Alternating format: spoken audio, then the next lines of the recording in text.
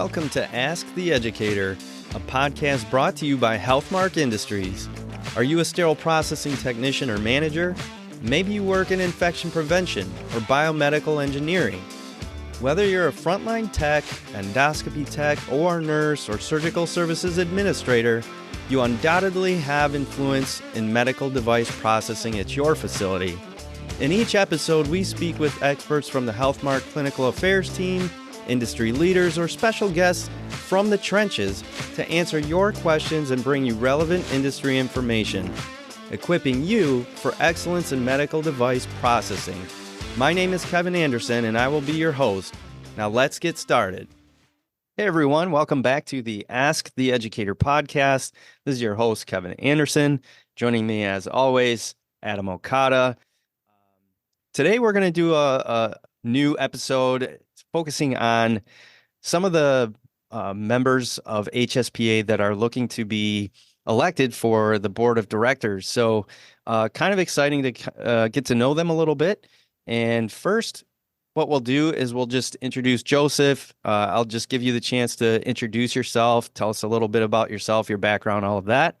And then we'll kind of go on to the others as well, okay? Absolutely. Hey, good morning, Kevin. Good morning, Adam. As Kevin mentioned, I'm Joseph Avila. A little bit about myself. I started my career over 24 years ago in the U.S. Navy as a surgical assist. It was there that I also was introduced to the world of sterile processing on my downtime. When I was not working in the operating room, I was in sterile processing and finding my way around instrumentation as well. From there, I served 10 years, and after my 10-year commitment to the U.S. military, I came home, joined an organization that gave me access to over 40 different hospitals, and really just brought into perspective a whole different line of what some hospitals consider benefits and others opportunities. Currently, I'm working at the world's largest medical center at the busiest level 1 trauma facility as a regional director. I've been there also 10 years, going on 11, and now applying for the role of a board of director for HSPA. Thank you. Excellent. All right. So just kind of in no particular order, how about Tim? Thank you, Kevin and Adam. My name's Tim Hurtado. Again, kind of like Joseph, started in the Navy, where I did multiple things on the ward and different medical departments, and kind of advanced into surgical tech and got training there. Did that for a little over 6 years, and decided to get out and pursue my career in sterile processing.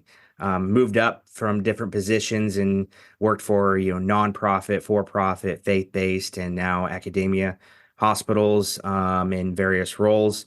My last role, I did work at Moore Herman as well as a regional director in managing multiple sites and negotiating changes that needed to be done and implementing and being a project lead for our high-level disinfection committee and standardizing our practices.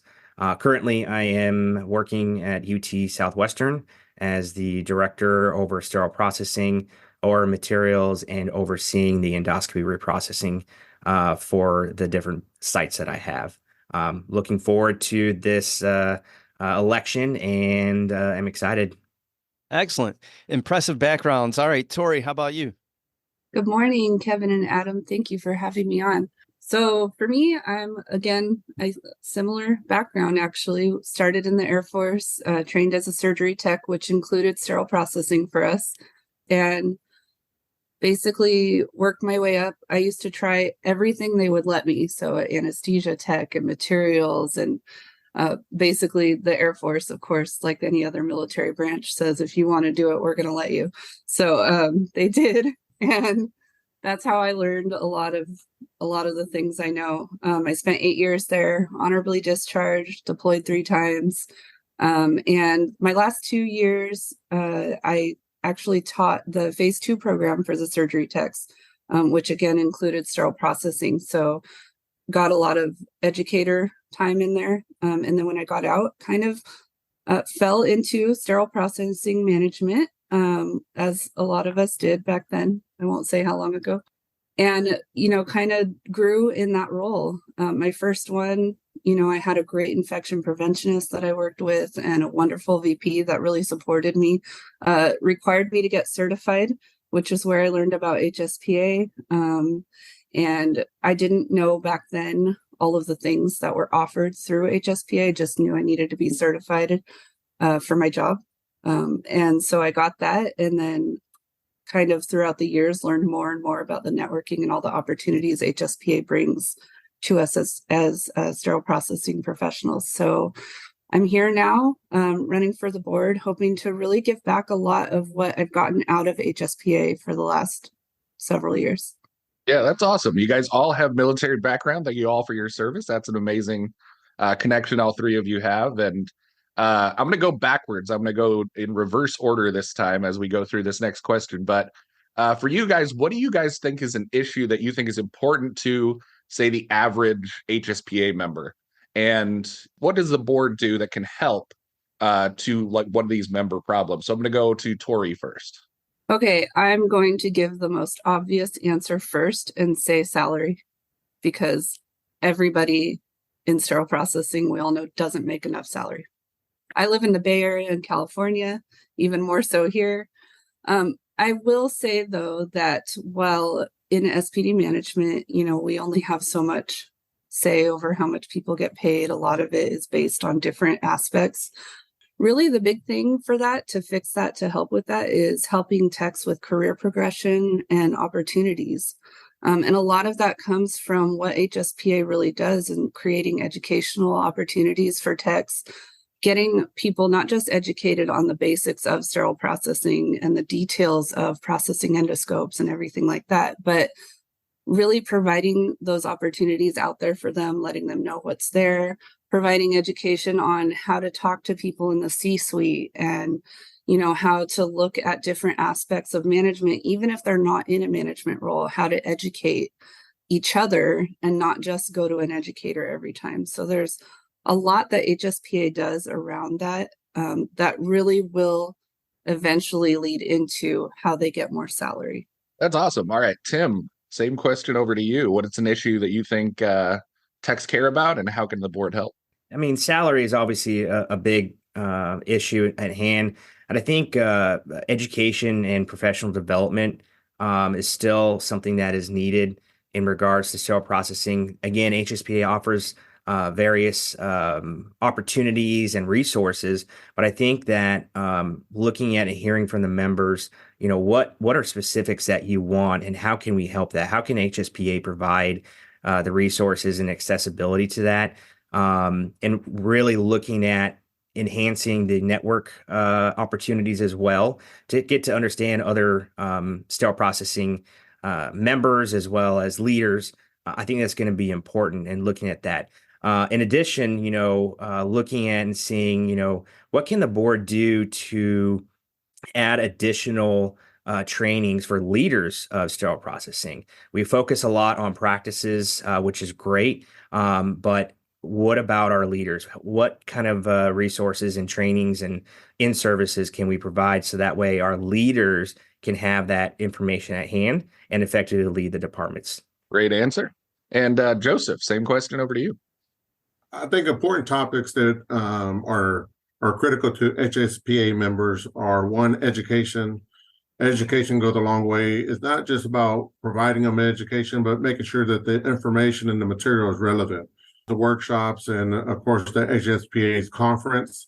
But if the material that's being presented is not relevant, then that education is not very beneficial to the member. Certifications, another hot topic.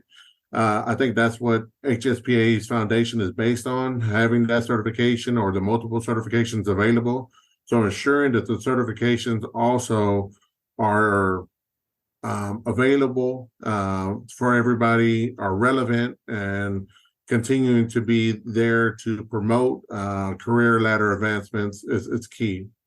And then one that might not be so known to everybody or to the average HSPA member, but representation.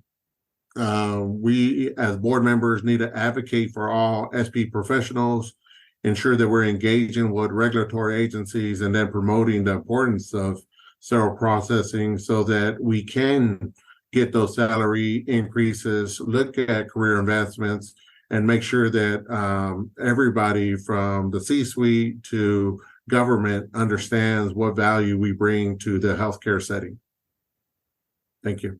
Yeah, those are some great answers, you guys. I'm already having trouble in my mind trying to figure out who am I going to vote for, and how many votes do we get anyway? Anybody know that? You get 3. We get 3. Okay, and then there's how many candidates? 6. 6. Okay. All right. Okay. All right. So that being said, actually, Joseph, you kind of steered us in a great segue there. So I guess more broadly now, how do you see your role on the board as being a conduit to impact the reprocessing industry positively going forward? Thank you, Kevin. So I think going forward, we have to continue to research and look at best practices, encourage, similar to like our nursing partners, evidence-based decision-making. I think that's very key. There's a lack of benchmarking there for sterile processing. And so we need to be able to promote benchmarking and share this information with one another and build collaborations. In addition, integrating technology. I think that right now there's a lot of new technology coming out, and we need to foster that and bring that technology into our workflow, and see how it promotes our day-to-day activities within sterile processing. Excellent. All right. So how about we'll go with you, Tori, on this one next. Really, as leaders in the field and potential leaders in HSPA, we're going to be able to collaborate and provide education development opportunities for all the SPD professionals at the different levels, working in partnership with like our network of members, all of our different networks that we bring, the 3 board of directors, the president, the treasurer, secretary, everybody involved in it has a different network that they're going to bring to the table that really we can make use of, I hate to say, but utilize, to make sure that we can get the help we need. It's a great response. And Tim, we'll go with you next. Same question. Awesome. Yeah. So, as a board of directors, and we all agree that it's going to require a lot of collaboration. We're going to have 6 different minds, 6 different experiences coming to the table in addressing a lot of these issues that we may have or will come up. I think the biggest thing, as a board of director is ensuring that we're advocating for industry standards, working towards establishing and promoting those standards, and being involved in the regulatory arena as well. So making sure that they are advocating for policies that do support our processes and our association as well. I think also looking at ensuring that we have networking collaboration, being visible to the members as well as the HSPA staff, and being involved more than a typical member would be. I think is very important as a board of director, and representing wherever you go, kind of having that voice and saying, hey, do you know about a HSPA? And if not, here's some information, and advocating for certification. And if you're a leader within an organization, find ways to incentivize and celebrate those certifications.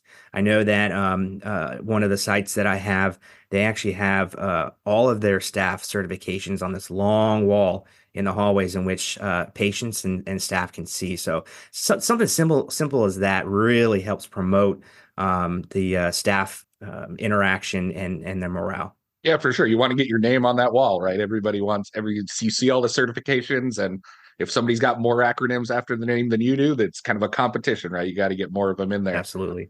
Yeah, Tim, I'm going to go ahead and start with you on this next question.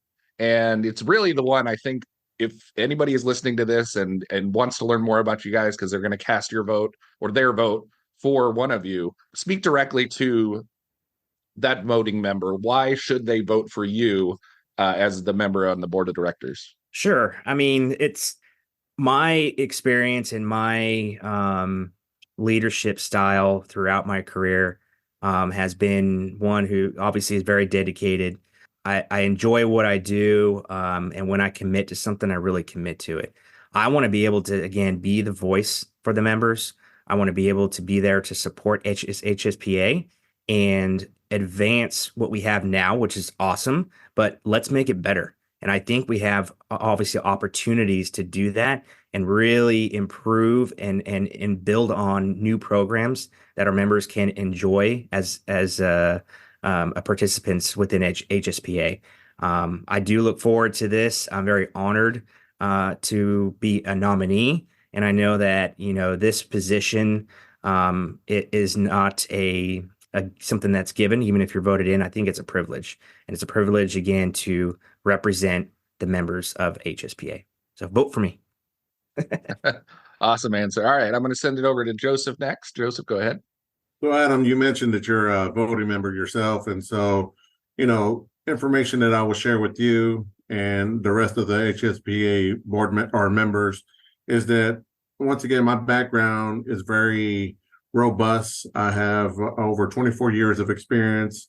But not only that, that experience have given me the adaptability to look at technical details or creative content, to think outside of the box. And so I'm hoping that being selected as a board member, I'm able to bring those two facets to the board and help move things that will benefit the profession for all sterile processing technicians. In addition, you could count that I'll make informed decisions. I got my MBA program, got my MBA degree. And so I would use that MBA degree to help me make informed, factual decisions and make sure that the analysis that I use will benefit us as a whole. And so, similar to Tim, that's the reason why you could count on me, and I look for your vote. Thank you. All right. Fantastic answer, Joseph. And last but certainly not least, Tori. The connections I've made with my own experience and time attending HSPA events, educational offerings, webinars online, they've really given me, like I said, that network and the tools I've needed to push through a lot of barriers throughout my career and make sure that I'm able to succeed. And for me, it's time that I'm going to give back to that community that supported me. I started, as a tech, have worked my way through. So I understand all the different levels of what our HSPA community is going through, hospitals and surgery centers, even, random things happening outside medical centers. I've been involved in a lot of that, and I know what it's like. So I feel like I can make a connection with our members and kind of personalize, being a member of the board that way. So I just think my experience is kind of unique, and I'd be really honored to help more of the SPD professionals reach their goals as a member of the board of directors. Great answers, great interviews with you guys. We really appreciate you being on. Adam, I don't know about you, but I do feel a little bit better about, the people that are running for board. I'm sure the other three are probably just as impressive. So we got our work cut out for us figuring out who to vote for. But, more importantly, I just think that it's a testament to HSPA that we got some quality individuals stepping up into these positions and for all the right reasons. With that, I just want to thank you guys, Joseph, Timothy, and Tori. Thanks for joining us. Thanks for being willing to step up into such an important leadership role within HSPA. I wish you all the best. And regardless of, the result of the election, appreciate your dedication to the industry as a whole. And who knows, maybe at least down the line somewhere, maybe we have you guys back and on an individual basis on the podcast as well, and dig a little bit more into those experiences you have that we can share with the masses. Thank you. Thank you, Kevin and Adam. Awesome. Thank you, Kevin. Thank you, Adam. Thank you, guys.